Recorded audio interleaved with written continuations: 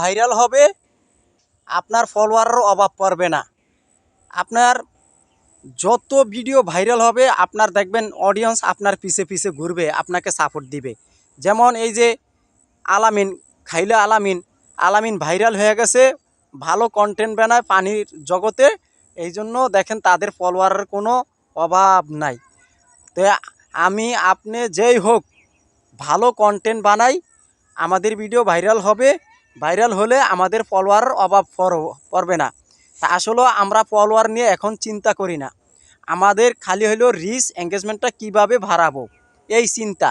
আমরা কিভাবে যে কোনো প্ল্যাটফর্মের আমাদের ভিডিওগুলো দর্শক দেখা ভাইরাল করবে, শেয়ার করবে, তাইলে আমাদের এই চিন্তা, আমাদের রিচ এঙ্গেজমেন্ট নিয়ে চিন্তা, আমাদের ফলোয়ার কোনো নিয়ে চিন্তা করা যাবে না।